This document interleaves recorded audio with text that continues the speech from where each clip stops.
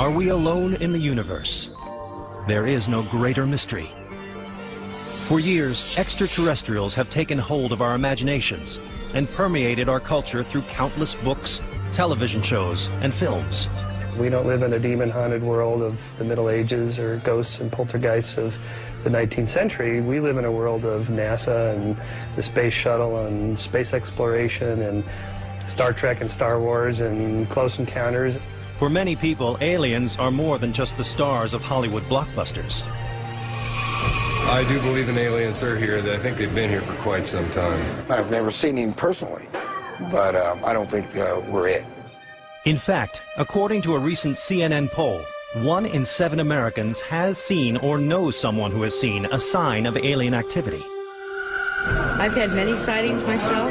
I've had many experiences. I've seen alien UFOs when I was in Vietnam. They were flying so fast, so far above what we had. As eyewitness reports pile up, 80% of Americans continue to believe that the government isn't revealing everything it knows about UFO activity. I believe that there's some kind of a mandate to cover up information that would reveal the truth about extraterrestrials. So is anyone out there? The best place to look for answers is at the site of the most infamous alien controversy of all, Roswell, New Mexico. Roswell is an extraordinarily important event because obviously it answers all the questions. Are we being visited? Yeah, an alien spacecraft crashed. The Roswell incident is a fascinating story, not of aliens, but of myth-making. These are the known facts. In the first week of July 1947, several Roswell residents saw a strange object blazing through the night sky. The next morning, a local rancher found debris from a crash out in a sheep field. With the Air Force's 509th Bomb Group stationed just a few miles away, the site was soon closed for inspection. The head intelligence officer subsequently issued a press release to the local paper. A headline in the local Roswell newspaper pronounced that the Air Force had recovered a crashed flying saucer near Roswell. The headline went around the world. Hours later, a second press release rescinded the first one, saying a mistake had been made. The recovered wreckage was from a weather balloon, not a flying saucer. To suggest that the base intelligence officer of our most elite military unit at the time, the 509th Bomb Group, could not identify rubber and tinfoil, instead thinking that that was a spaceship, that's an insult to us and to them. Was it a spaceship or a balloon that crashed on that fateful night in 1947? A trip to downtown Roswell reveals a lot about what version of the story appeals most to visitors and locals alike. UFO paraphernalia fills shop windows and street corners all over town. 200,000 people a year come to Roswell. And you specifically come to Roswell because Roswell is 3 hours from anywhere. According to Randy Reeves, owner and manager of the Alien Zone Twisted Pencil, if an item doesn't have a little green man on it, people won't buy it. I would say the most popular is the life-size alien if they could find them, and you know, it really surprised me how many folks are into the life-size products. The motherlode of all alien lore is just down the street at the International UFO Museum. Here you'll find all the details of the Roswell incident, as well as lots of other information about alien encounters. There's even an extensive research library with thousands of books, photographs and videos, not to mention several life-size extraterrestrials. The most interesting thing I thought at the museum was a three-fingered alien. I think they are so cute. But the nearby Crash Site Cafe has something even the museum can't claim. Of course I believe in aliens. I have an alien that works here. Would you like to meet him? This is Mikey. He's our morning cook. And he's always doing his job, you know. And you can get your alien to go. They love, especially he's right here. And if you talk to him, they will say hi. But the Roswell incident hasn't just become about cute toys and novelty bumper stickers. Nearly 50 years after the mysterious crash, UFO experts continue to devote serious attention to this bizarre event, and many of them are still trying to prove that it was, in fact, an alien spaceship and not a weather balloon that crashed in the field. I've been doing the research for the last 25 years and full-time for the last 10 years. Roswell investigator Dennis Balthaser has interviewed hundreds involved and believes the government's actions suggest a deliberate cover-up. If this was a weather balloon, why were civilians threatened? Why were they told you cannot talk about this and threatened if they did talk about it, they'd be in trouble? Nuclear physicist and premier researcher of the Roswell incident, Stanton Friedman, finds this evidence compelling. When you have people like Thomas Jefferson Dubose, the chief of staff to the head of the 8th Air Force, a colonel and a general when I talked to him, retired, when you have him tell you flat out that he took the call from his boss's boss telling him to cover it up and send some of the wreckage up there. He was in Fort Worth, Texas. The boss was in Washington. And don't ever talk about it again. And I got that straight from him. That's not a third-hand story. You have to respect that. Colonel Jesse Marcel, the base intelligence officer, described to Friedman the strange debris found at the crash site. There were no wires. There were no vacuum tubes.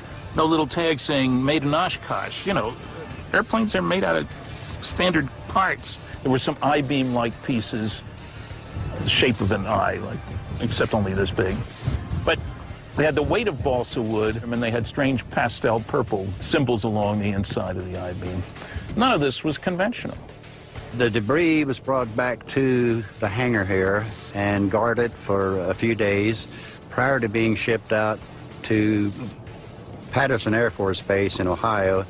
But it wasn't just debris that was shipped out of town. Reports from retired military personnel may prove something much more disturbing had been found at the crash site. Coming up, alien bodies emerge from the site of the mysterious crash. They were most often described as little people between 3.5 to 4 feet tall, with large heads, slightly slanted eyes, and a frail body. And later, an alien abduction may offer clues to extraterrestrial intentions. I'm sure somebody on board said, "No, why did that idiot go underneath the saucer?"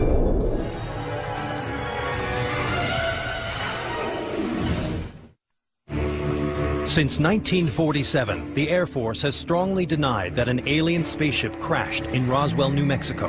Half a century later, a videotape surfaced showing the military autopsy of one of these aliens. But upon closer examination, it appeared the footage was fabricated. I am still convinced that it is not real. I don't know who made it. It could have been set up by the government and publicized and then debunked, which would work into their favor. At this point, we don't know of any autopsies actually being done. To dispel the public's mounting suspicion, the Air Force in 1997 released a comprehensive rebuttal to all charges of a cover-up and the presence of alien bodies.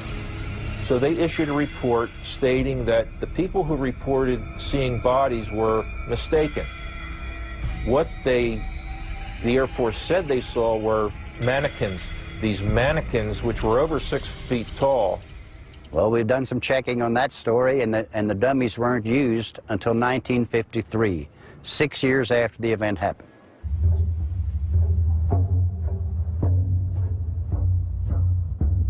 Today, Roswell investigators know they need more solid evidence to prove that aliens exist. If we were able to take some physical evidence and have it tested and prove without doubt, scientifically, that it is not from Earth, then I think we would start getting some support, and that would be my holy grail.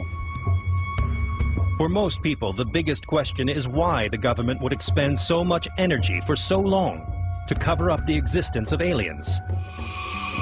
The answer may lie somewhere along Nevada State Highway 375, otherwise known as the Extraterrestrial Highway, for the many UFO sightings that have been reported along this lonely stretch of road. About 90 miles north of Las Vegas lies a block of government land known as Area 51. Area 51, one of the most infamous places on planet Earth. Just 15 minutes away from Area 51 is the Little Alien, a kitschy spot where visitors can grab a cold drink and soak up some local information. I've had people from NATO here. We've had CIA. We've had you name it. We've had it. It's just an interesting place. People have they have a need for knowing what goes on beyond the mountain range. For years, rumors have circulated that within Area 51 is a large Air Force base where top-secret military testing and experiments occur. Area 51 probably has Aurora aircraft, the successor of the SR-71. I know it's got a lot of, they're called unmanned aerial vehicles. These are these remote-controlled devices, which can even fire rockets. Area 51 is exempted from federal, state, interstate, and local environmental laws. And when questioned, the government's response is no comment. There's quite a bit that happens just over the mountains here. You see military exercises, you see flares, you see airplanes, helicopters, unmanned vehicles. Other than that, you see things you can't explain. It's difficult to locate Area 51 since it's not on any map. The airspace over the area is heavily restricted and high fences surround the perimeter. Trespass here at your own risk. If you're on the ground, there are sensors all over the place to pick up motion of things that shouldn't be there. And as one guy called them, the camo dudes, guys in camouflage outfits in their jeeps will come traipsing after you. If you're in the air, they will send fighters up after you. The helicopters have some serious armament. When they shoot you, you're going to be dust. But there's one rumor that always generates the most excitement. I thought that they had reverse engineered the spacecraft that supposedly they found crashed in this area. That rumor stems from the experience of Bob Lazar, who claims he worked at an ultra-secret division of Area 51 called S4.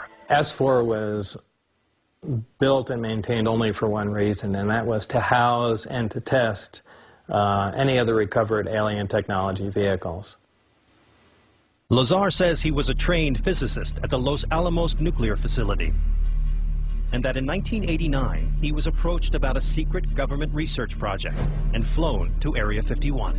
Lazar initially thought the spaceship had been developed by the U.S. military. They said, this is an alien craft and we want to be able to duplicate it and we want to know how the thing works. As the senior staff physicist, Lazar was in charge of analyzing the ship's propulsion system. Here was an incredibly complex system. There was nothing even as simple as wiring connecting subsystems together. So it operated more like magic. Every single waste thing that was going on was being utilized by something else. So it was, for all intents and purposes, completely perfect. Over the next few months, Lazar and his team made little progress in understanding how the craft worked. We were dealing with something that could have some just fantastic impact, but at the time we didn't even have the slightest chance on how to duplicate the system or really even understand what was going on. It wasn't your typical day job. Lazar would get called into work erratically, sometimes late at night. After 6 months, the calls stopped coming. Lazar told a few close friends about his experience, and then things got scary. They started following me around more than usual. And friends that I hung around, they even started noticing people following us around. And I started getting a little concerned, thinking, am I all of a sudden going to get wiped out in some way? And this really started looking like a Mission Impossible episode. Lazar claims he went public with this story to protect himself. But many people, like UFO expert Stanton Friedman, don't buy any of it, calling Lazar a fraud. He isn't a nuclear physicist. He doesn't have a degree from anywhere. Didn't go to MIT or Caltech, as he claimed. That he didn't work for Los Alamos. He worked at Los Alamos for a subcontractor. But Lazar insists that the government deleted all of his academic and professional files. They've gone to great lengths to discredit everything that I've said. And successfully so, in many respects. Something they always told me, it's one of the easiest things to keep secret because it's so unbelievable. And that really is true. If I heard this story from somebody else, I don't think I'd buy it. It's pretty far-fetched. Only the government knows for certain if Bob Lazar's story is fact or fiction. But the truth is out there. Coming up. A very close encounter of the third kind. Their features were small except for the eyes, and the eyes were huge. And later, could increased sightings around the world suggest we're due for an official visit? I have a sense that there's still more to come. It's not over. It's not over.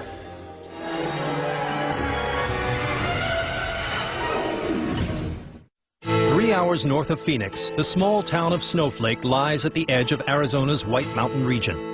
A popular destination for camping, fishing, hiking, and skiing. This high-altitude area enjoys plenty of sunshine year-round. But you don't want to be stranded on these mountains on a cold, dark night. Just ask Travis Walton. Born and raised in Snowflake, he's still haunted by his intimate encounter with alien beings more than 30 years ago. For years after the incident, it occupied my every thought all the time. It's something I just couldn't shake out of my mind. At the time, Travis was 22 and working on a logging crew in the Sitgreaves National Forest, just outside of town. On November 5th, 1975, the team of 7 men piled into a pickup truck after a long day's work and headed home just after dusk. We're coming down this road, and we saw some glimmers of light coming through the trees off to the side, up ahead. We were thinking, well, maybe a forest fire, or maybe an airplane had crashed and was hanging up there in the trees or something, because it was just something really very strange. As the men got closer to the source of the light, they all fell silent. We looked off to the right side, and we saw this object. This was less than 100 feet away, this glowing metallic object hovering there, outlined against the sky. Just the most incredible thing we'd seen. Somebody yelled out, "It's a spaceship." I mean, it was just incredible. And I yelled, "Stop the truck." To the horror of the other men, Walton got out of the vehicle. And they started yelling at me to stop and get back in the truck. But at that point, you know, the way I was back then, you young guys, I was kind of showing off for the crew. He walked slowly towards the mysterious craft until he was almost underneath it. I was just standing there looking up at this thing, and I could feel this vibration coming from it, the sound. It's just a strange mixture of high-frequency tones and this low rumble that you could feel more than hear, actually. It was like reflecting light at the same time it was giving off light. Suddenly, it rose up a little bit, and the sound kind of got louder, and it started making this sort of rocking motion. And those guys just, "Get out of here, let's go, let's go." So I just decided I was going to make a dash for it, and I raised up and turned to go, and wham! I just felt this shock hit me, and it's kind of like an electrical shock. It's just this numbing sort of thing, and I was just unconscious. But the guy said that a blast of energy come out of the bottom of this thing, and it just lit up the whole area, just almost blinding. And they said it just picked me up and threw me back through the air. And they said my body went so far and landed so limp, they just thought it killed me. In a frenzy of fear, the crew took off, leaving Travis behind. A lot of people criticize these guys, you know, how come they didn't stop and save their friend? But, you know, we had no guns, and, you know, what are these guys going to do? You know, all they could do is maybe, you know, become victims themselves. So, you know, I really don't find fault with the fact that they took off. They just did what I probably would have done, you know. Though they knew they'd sound crazy, the loggers called the town sheriff and explained what had happened. The sheriff interviewed the men, and he was very struck by the fact that the men were so shook up. You know, their faces were white, they were shaking. One of the guys was still crying, and so they were convinced that something very serious had happened. 3 of the loggers came back to the forest with the sheriff and other law enforcement officers later that same night. But no trace of Walton could be found. The next day, his disappearance launched a worldwide story and a massive hunt. There was over 50 men combing this area, 4-wheel drives, men on horseback. There were airplanes and helicopters crisscrossing the area. They even brought in tracking dogs. But after 4 days of fruitless searching, it became clear that no one knew where on Earth, or elsewhere, Travis Walton was. Neither did Walton. When I came to, I was lying on my back on a hard surface, and I could see a light above me. I was thinking I was in a hospital. But Walton soon realized these doctors weren't human. When I finally got where my eyes could focus, I saw this creature standing over me. They were small, just a little over 4 feet tall. They had a mouth and a human arrangement of features, and their features were small except for the eyes, and the eyes were huge. Another group of aliens then held Walton down and placed a mask over his face. That was the last thing I remember. I woke up lying face down on the cold pavement here in the dark, and I could see a light coming from above. I looked up to see this craft hovering there. You know, it was just there for a second when I looked, and it was shot straight up and was gone from sight almost instantly. Walton found himself near the town of Heber, 30 miles from where he had been abducted.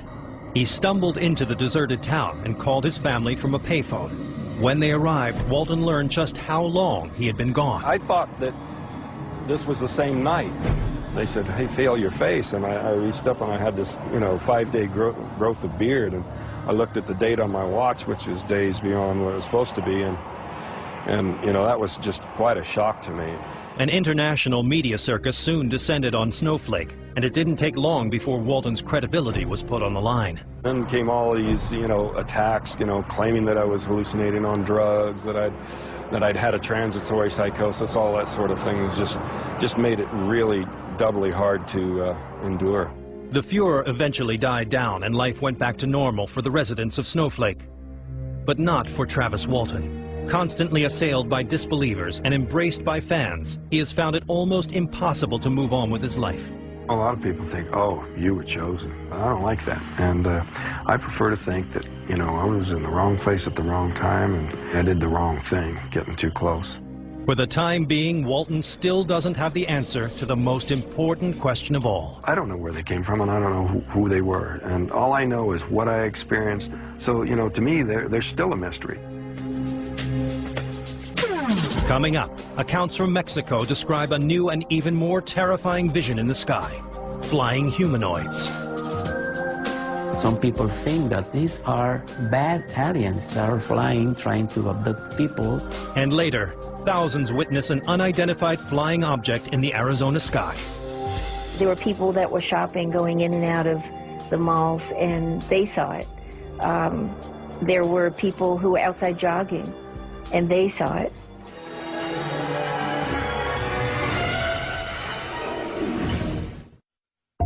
Mexico's balmy breezes, vibrant culture, and delicious cuisine have made it one of the world's most popular vacation destinations. Whether touring the ancient Mayan ruins of the Yucatan or enjoying mariachi music in Mexico City, millions of people love to visit this beautiful country steeped in color and mysticism. Mexico is known as the land of wonders and mysteries, the land where legend and reality become one. But over the past decade, it seems international travelers aren't the only ones flocking to Mexico.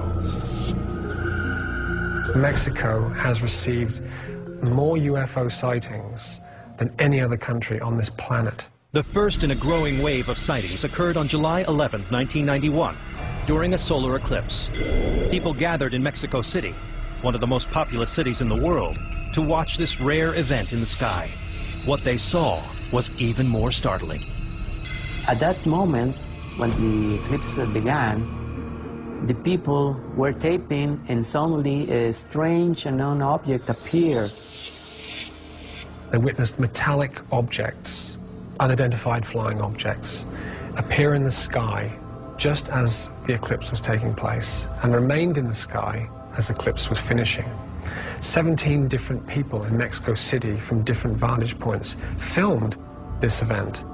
The images that got caught on tape were so spectacular, were so real, were so nitty, so explicit, that we finally realized that we have a very solid and important evidence with many witnesses from different places. From that day, the Mexican people realized that it was real. Since 1991, hundreds of UFO sightings have taken place across Mexico, many during the day. The military has gone from complete denial of these events to a more open position. The Mexican government, the authorities, the military, have been kind enough to talk about the phenomena, to give comments, to acknowledge that most of the incidents really took place, that they believe in the phenomena, they don't have still any explanation, then that's the truth. Since the UFOs never seemed to take any aggressive action, most Mexicans were delighted by their regular appearances. But that all changed on January 16, 2004, when a trembling young police officer told reporters he had been attacked by a flying creature in the city of Guadalupe. ¿Realidad o fantasía? Le tendremos la historia de un policía de Guadalupe que narra la supuesta aparición de una bruja. As he was patrolling the crime-ridden area in his car, the young officer claimed a figure dropped from a tree onto the road. At that moment, he stopped the car, the patrol car, and he noticed something. This body was floating above the ground. He turned on his high beams for a better view. Estaba vestida de negro y tenía los ojos grandes y tez morena. Ya no alcancé a ver más. Estaba vestida de negro, traía un gorro con una punta hacia atrás. Pero no tenía nada de escoba, nada. Pero iba volando sola. The creature then suddenly flew at the car, smashing repeatedly into the windshield. So he put the car in reverse, the patrol car in reverse, trying to run away.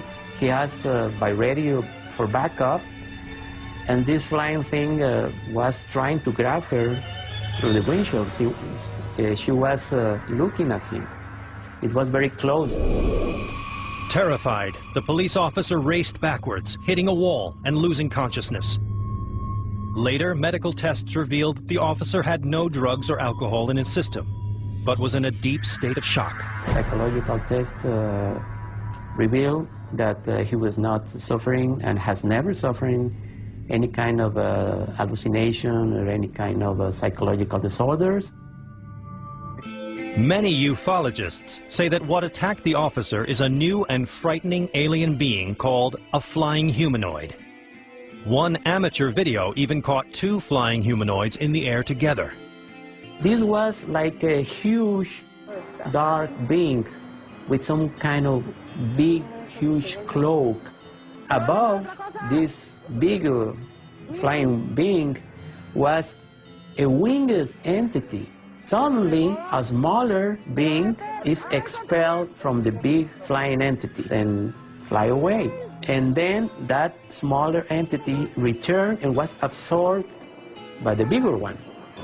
¡Ay, ay, se le pegó! ¡Se le metió! Como tapa. Some people think that these are bad aliens that are flying, trying to abduct people. However, these are only theories. We don't know exactly what's going on. But the images are there. UFO investigator Stanton Friedman doesn't find these images persuasive evidence that the creatures are real. I've looked at a number of reports of flying humanoids. I wasn't terribly impressed. But believers like Ed Sherwood think it won't be long before these creatures and others make themselves known in the United States. The people of America are ready for the fact we are not alone. And I do think that coming up in the very near future, there is going to be an unprecedented UFO event, an event that once and for all affirms that we are not alone. Coming up, some residents of Phoenix, Arizona say they've experienced such an event. Is this proof that we're not alone? Thousands and thousands of people saw it. And later, have aliens been here before?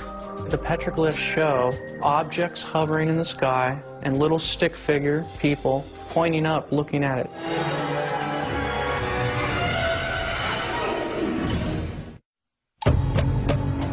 The desert climate of Phoenix, Arizona has made it one of America's fastest growing cities. Visitors seek out its luxurious spas and world-class golf courses, while residents enjoy sun-drenched days and moonlit nights. But on the evening of March 13, 1997, as people across the state gathered outside, hoping to catch a glimpse of the famous Hale-Bopp comet, those clear desert skies revealed something far more spectacular. What emerged from the Arizona night triggered the biggest UFO controversy since Roswell. Immediately overhead was something that did not compute. We had never seen anything like this before. It was enormous, it was absolutely silent, and it was moving fairly slowly. I felt as if I could reach up and touch it. My sense at the time was that something extraordinary was happening on our planet. A formation of extremely bright lights in a V shape flew from one corner of the state of Arizona to the other and turned around and flew back. 3 hours. Thousands and thousands of people saw it, were witnesses. There was a Little League game going on, and they all saw it. The kids saw it, the coach saw it, the parents saw it. There were people that were shopping, going in and out of the malls, and they saw it. There were people who were outside jogging, and they saw it. The lights took an extremely low path through restricted airspace. And no one seemed to know what these lights could be, or where they came from. Were extraterrestrial beings involved? Concerned, Frances Emma Barwood brought the matter up at a televised council meeting. But city officials quietly urged Barwood to drop the subject. One of the assistant city managers came to me and told me, if anybody asks, you know nothing and don't talk about it. Barwood decided to pursue the mystery further, but no matter what branch of government she turned to, Barwood says she came up against a brick wall. As far as the Phoenix Lights are concerned, the government knows nothing. Barwood believes that if the government had investigated the matter, they would have discovered that a handful of witnesses had also filmed the strange light formation. Jeff Willis, a UFO photographer for over 10 years, was in the mountains above Phoenix that night and shot video of the lights at 7:30 p.m., almost 3 hours before the mass sighting. They were probably, I would say, a good, probably about 35 miles away, and from their size, it's really hard to determine, but I would say they were probably as big as 3 jets put together in length. They were really big, and they were moving very slow. They had to have been something strange, for sure. The footage that revealed the most detail was shot later that evening by a physician who until recently remained anonymous. I was a healthy skeptic when I began all this. Even though I saw something myself, I didn't come forward for 7 years. I stayed anonymous, looking to try to find a logical explanation for what I witnessed. Dr. Kitai first saw the lights in 1995, 2 years before the mass sighting, just a few hundred yards from her secluded home in the mountains above Phoenix. When my husband and I had our first close sighting, it was as close as that tree right there. It was extraordinary. There were 3 amber orbs in a triangle formation just hovering about 50, 75 feet off the ground for minutes. They were about 3 to 6 feet each, very soft amber color, and they didn't glare. And the thought going through my mind was, if I don't get a picture of this, nobody's going to believe it. As I was watching these 2 orbs, it felt that there was an intelligent presence staring back. Was this intelligent presence an alien being? Kitai believes yes. And in January of 1997, 2 months before the mass sighting, she saw the orbs again. This time they were at a distance, and they were far west, and I noticed them, they were in a line formation. As I'm ready to shoot the 3, suddenly 6 amber orbs in a row, equidistant from each other, massive span, it was over 1 mile wide, popped up over the 3. It was really unnerving. I have to tell you, I started to shake a bit. But I did take 6 pictures in a row. And as it turned out, I caught this unexplained phenomena head on, turning into a V shape as the 3 orbs underneath were disappearing. When Dr. Kitai realized how many other people had seen the lights that night, she decided it was time to share her footage with Village Labs, a high-tech computer imaging company. Founder Jim Dilatoso and his employees have years of experience in exposing fake UFO videos and photographs. I'm a scientist. I'm an experimenter. We're a lab. I hardly ever had said it before that the pictures that we had tested could be an extraterrestrial spacecraft. Using Kitai's video with 2 other videos shot at the same time, technicians were able to triangulate the exact position and path of the lights. We got very involved in converging all the images, matching up the times that the television news was on in the background with each of the cameras, to create a position of greatest likelihood of where the object was placed. However, military personnel claimed that the lights were created by high-intensity flares from an Air Force A-10 aircraft. I think that best explains the eyewitness accounts and the actual videotape that we have of them. I mean, we have pretty good videotape. You can see them sort of coming into the screen, one after another, almost like there's a helicopter or a plane overhead that you can see, dropping them one by one. But many Phoenix residents found the government's explanation difficult to swallow. They said, oh, we forgot. There was this group of planes that came in from Maryland, and they flew all the way into Arizona, and nobody knew about it. That's like saying that I can build my own F-15 in my garage and roll it out on the street and then start dropping bombs all over the place and then fly it back down and put it in my garage. And they would say, oh, we don't know what that was because we had no knowledge. I had seen this up close and personal in '95, and nobody can tell me that it was military. This was extraordinary technology in a private gated area. To determine whether the lights were flares or not, the technicians at Village Labs compared the optical properties of the lights to footage of military flares. Our contention is that there is no scientific data that these could be flares. We came to the conclusion that they were orbs, that they were balls, that they were steady, they were consistent. Jim Dilatoso and his team also spoke with hundreds of eyewitnesses about the size and shape of what they saw. It was evolving as a flying machine. It was able to make its wings bigger, smaller. So what, according to Jim Dilatoso, are the Phoenix lights? It's not flares, not A-10 aircraft in formation, not an Aurora aircraft, not a hologram, not a bunch of rich guys in lighter-than-air airplanes in formation. It was an unknown. We couldn't get a match to anything. It's an unknown. An unknown. Those who've seen them believe to be UFOs. Coming up, what did our ancestors know? You go back into the stories from history. There's a guy pointing, and there's looks like a spaceship of some sort. Find out next.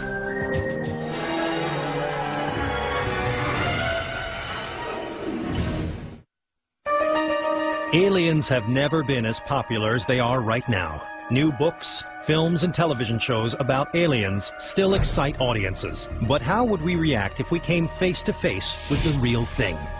As more and more UFOs are spotted in the sky, many UFO experts say it's time we ponder that question. It's happening at a faster pace. Something is happening. Something is, you know, in my own estimation, because it is so extraordinary, it is happening worldwide. In the years since the Phoenix lights were seen by thousands, similar sightings have been reported around the globe. 1 month before our mass sighting on March 13th, 1997 in Arizona, there was also a mass sighting in St. Petersburg, Russia on February 19th, 1997 of almost the identical phenomena. It's happened in Turkey, it's happened in Russia, they've got pictures in Hungary. It's been seen all around the whole world. And nobody in power that can do something or say something, they don't want to even talk about it. It's like it doesn't exist, but it's been caught on film all over the place. I have a sense that there's still more to come. It's not over. It's not over. One way to predict what these lights mean for our future is to look for clues from our past. It turns out these orbs have been seen before by other cultures in other times. Many people think aliens have been visiting Earth for thousands of years. References to visitors from the sky can be found throughout art history, from petroglyphs in the Arizona mountains to medieval paintings. The petroglyphs show objects hovering in the sky and little stick figure people pointing up, looking at it. Like, what is that? And this proves to me that these things have been around for thousands of years in this area, before we ever got here. You go back into the stories from history, the paintings, where, you know, up in the corner, there's a guy pointing, and there's looks like a spaceship of some sort. It's like, where did they ever get that idea, unless they really saw it? There's stories throughout history of beings that come from the sky and light people, and it just goes on and on. For the millions who believe aliens are here, there are almost as many theories why. Some say they could be conducting genetic research or mining for rare earth ores. But many UFO experts seem to agree aliens are here to observe our progress. The aliens could have all kinds of reasons for coming here, but surely one of them is to make sure that we don't take our brand of friendship, hostility, out there. Friedman believes the aliens have been keeping a close eye on the simultaneous development of nuclear weapons, rockets powerful enough to take us to the moon, and advanced communications technology. I make one assumption about every advanced civilization: it's concerned about its own survival and security. Seems reasonable to me. That being the case, you got to keep tabs on the primitives in the neighborhood, but only close tabs on those primitives who show signs of being able to bother you. In spite of frightening science fiction films, most people feel that aliens are not a threat to the human race. If they wanted to harm us, I would think that they would have already, because they've had plenty of opportunity. I get the feeling that it's more that they're observing us and maybe waiting for a time to see us, you know, and talk to us. I feel that they are beginning to come to visit us more and more frequently now because they understand that the human species as a whole is evolving. I don't know if these crafts are going to land. I don't know if these beings that we are seeing flying around someday will land and will face us. We don't know.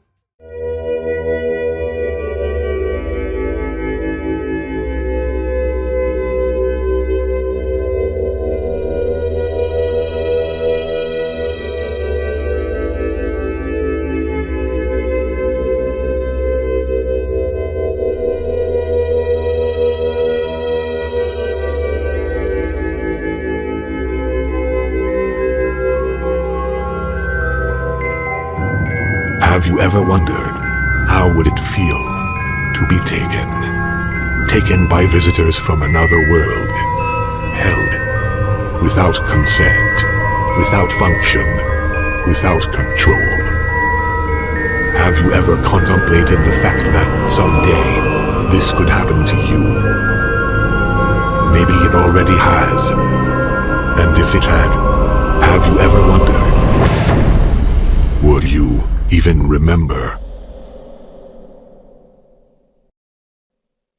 Over 100,000 abductions are reported each year, although the percentage of real abduction cases is low in comparison to the amount reported, the ones that are true and real.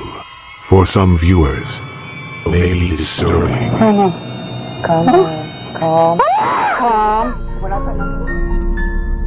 These paranormal encounters are intriguing to most, yet for some, an extremely disturbing reality.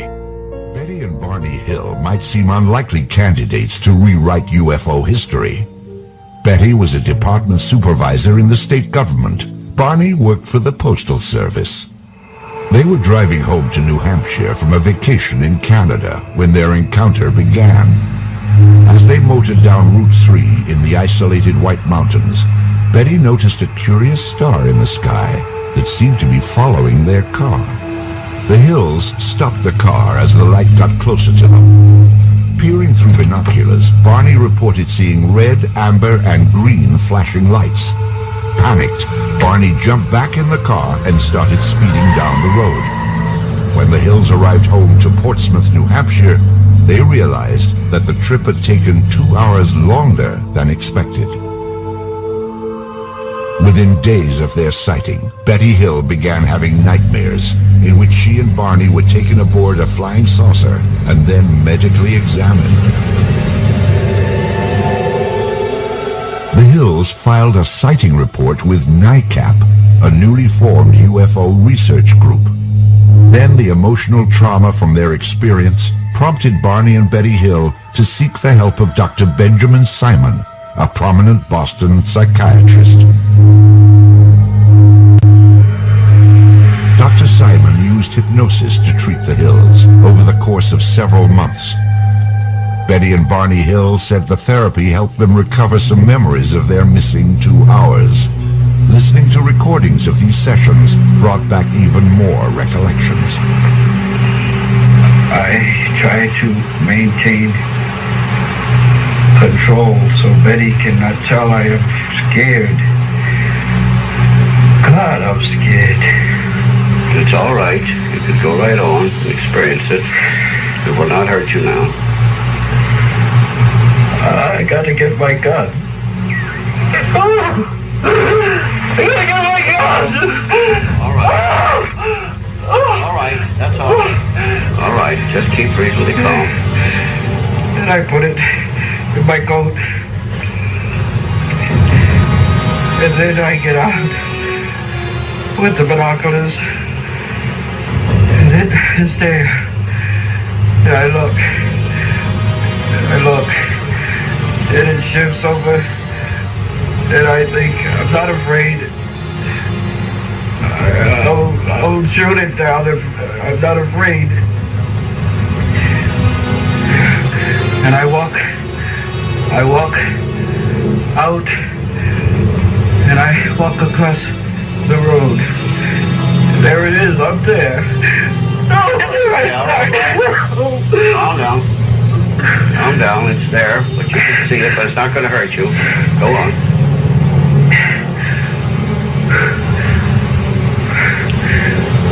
Why doesn't it go away?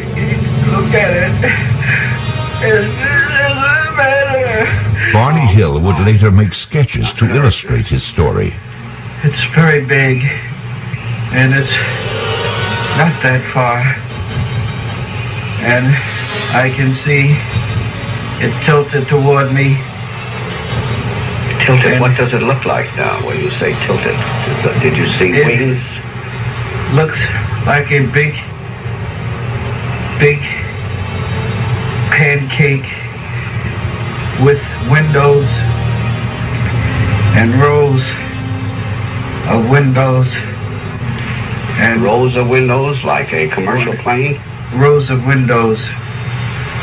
They're not like a commercial plane because they curve around to the size of this pancake. And I look up and down the road. Can somebody come tell me this is not there? During her hypnotic regression, Betty Hill described the deeply disturbing events that she said took place inside the landed spacecraft.